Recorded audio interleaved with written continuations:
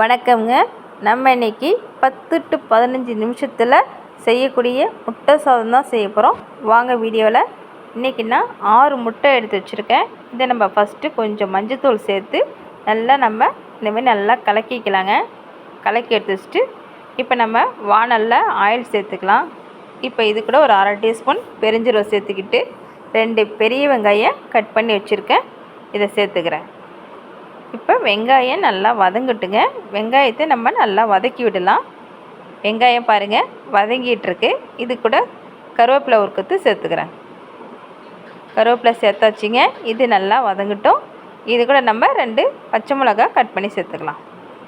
பச்சை மிளகா சேர்த்தாச்சு, இதையும் வதக்கிக்கலாம். இது கூட நம்ம இஞ்சி பூண்டு பேஸ்ட்டு சேர்க்கணும். இப்போ இது கூட நம்ம 1 டீஸ்பூன் இஞ்சி பூண்டு பேஸ்ட்டு சேர்த்தாச்சு. இதையும் நம்ம பச்சை வாசனை போகணும், நல்லா வதக்கிக்கலாங்க. இது கூட தக்காளி 2 கட் பண்ணி வச்சுருக்கேன், அதையும் சேர்த்துக்கிறேன். இப்போ நம்ம தக்காளியை சேர்த்துட்டோம். நல்லா தக்காளி வதங்கணும். நமக்கு தக்காளி நல்லா வதங்கி வரணும். இது கூட கொஞ்சமாக உப்பு சேர்த்துக்கலாம். உப்பு சேர்த்துட்டு இப்போ நம்ம எல்லாத்தையும் நல்லா கலந்து விட்டுட்டு நல்லா வதக்குங்க. தக்காளி நமக்கு நல்லா வதங்கி வரணும். இப்போ இது கூட 1 டீஸ்பூன் மிளகாய் தூள் சேர்த்துக்கிறேன். கரம் மசாலா 1 டீஸ்பூன் சேர்த்துக்கிறேன். இப்போ எண்ணெயில் மசாலாவெலாம் சேர்த்து தக்காளி நல்லா வதங்கி வரணும். வதங்கி நமக்கு எண்ணெய் பிரிஞ்சு வரணும். இப்போ பாருங்கள் நல்லா வதங்கிட்டுருக்கு பாருங்கள்.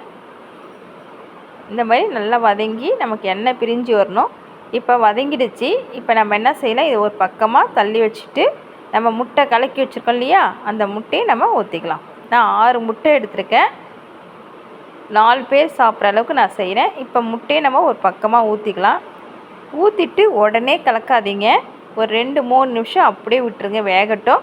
அதுக்கப்புறம் நம்ம லைட்டாக திருப்பலாம். இல்லைன்னா உடனே நீங்கள் திருப்பி விட்டிங்கன்னா ரொம்ப தூள் மாரி ஆகிடும். இப்போ நம்ம கொஞ்சம் கொஞ்சமாக மெதுவாக அப்படியே நம்ம திருப்பலாம்.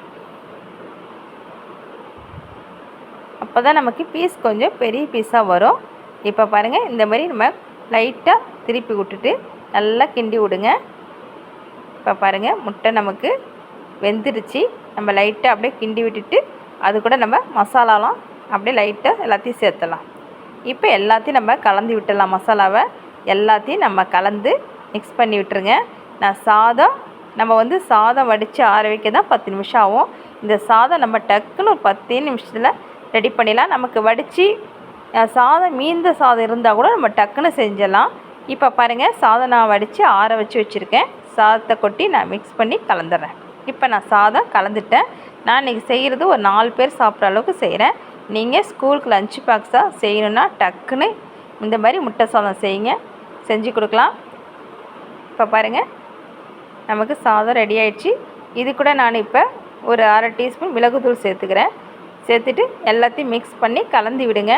நம்ம பசங்களுக்கு ரொம்ப விரும்பி சாப்பிடுவாங்க. முட்டை சாதம்னா ஸ்கூலுக்கு கொடுத்து அனுப்புங்க, கண்டிப்பாக சாப்பிட்டு வருவாங்க. லஞ்ச் பாக்ஸ் காலியாகிடும். இந்த வீடியோ பிடிச்சிருக்குன்னா மறக்காமல் லைக் பண்ணி ஷேர் பண்ணுங்கள், கமெண்ட் பண்ணுங்கள், சப்ஸ்கிரைப் பண்ணுங்கள். அடுத்த வீடியோவில் பார்க்கலாம். பாய்.